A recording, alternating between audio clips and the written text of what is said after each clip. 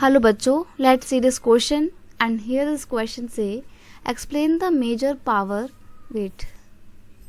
explain the major power and function of the parliament। Question आपसे बोल रहा है कि पार्लियामेंट के मेजर फंक्शन और पावर बताइए, क्या क्या काम उसके होते हैं वो बताने हैं आपको।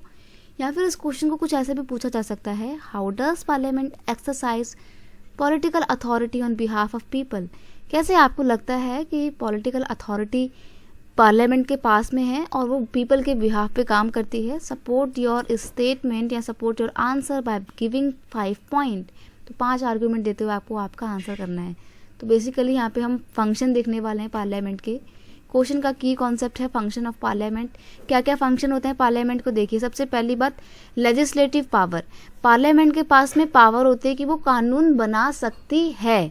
The Parliament can make laws on all those subjects which have been given in the Union list, concurrent list और sometime वो state list के ऊपर भी कानून बना सकती है, लेकिन स्पेशल केसेस में। और कंट्रोल ओवर फाइनेंस। अब कंट्री का जितना भी पैसा है उसके ऊपर कंट्रोल रखने के लिए कौन होता है? पार्लियामेंट होती है। पैसा कहाँ पे कितना कैसे खर्च करना है, बजट कैसे डिस्कस करना है, कैसे बनाना है, ये सारे डिसीजन पार्लियामेंट में लिए जाते हैं। The annual budget of the central government is passed by the parliament। Budget जो है वो यही पास करती है parliament. So it control all the money of the country. और इस तरीके से जब जो बजट बना रहा है तो इट्स मीन वही पूरे कंट्री का पैसा रेगुलेट करेगा, कंट्रोल करेगा। आपके घर में ही देखो, आप कौन बनाता है आपके घर में बजट? आपके पेरेंट्स बनाते हैं ना, आपके पापा और मम्मी बनाते हैं, आप तो नहीं बनाते हो। तो सारा के सारा पैसे के ऊपर कंट्रोल किसका है? पापा मम्मी का होता है ना। तो सिमिलरली पार्लियामेंट बनाती है कि कैसे पैसा खर्च करना है, तो सारा का सारा पैसे का कंट्रोल इसके पास में है। ये एक पावर है इसकी। नेक्स्ट है डिक्लेरेशन ऑफ इमरजेंसी। अब मान लीजिए कंट्री में अगर कोई घटना हो गई है, कोई आपदा आ गई है या सिविल वॉर स्टार्ट हो गया है, बाहर की कंट्री ने कुछ भी हमारे ऊपर अटैक कर दिया है, तो इमरजेंसी इंप्लीमेंट करनी पड़ेगी। तो डिक्लेरेशन कौन करता है इमरजेंसी की? पार्लियामेंट करती है। द प्रोक्लेमेशन, प्रोक्लेमेशन का मतलब होता है घोषणा करना।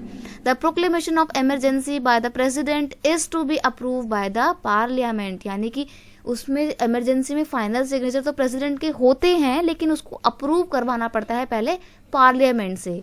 नेक्स्ट है जुडिशियल फंक्शन। अब पार्लियामेंट के कुछ कुछ जुडिशियल फंक्शन भी होते हैं, वो कौन कौन से हैं? Parliament can remove the president, the vice president, जज of supreme court by passing a resolution of impeachment against them.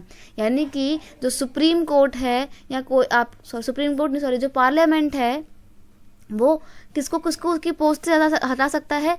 President को, पार्लियामेंट के प्रेसिडेंट को हटा सकता है, वाइस प्रेसिडेंट को हटा सकता है, और सुप्रीम कोर्ट के, हाई कोर्ट के जितने भी जज होते हैं, अगर उनको लगता है पार्लियामेंट को कि ये गलत तरीके से काम कर रहे हैं, तो इनके ऊपर इम्पीचमेंट का केस या इम्पीचमेंट का रेजोल्यूशन लगा के इनको पास कराया जाएगा इम्पीचमेंट के रेजोल्यूशन को, और फिर इनको इनकी पोस्ट से हटाया जा सकता है।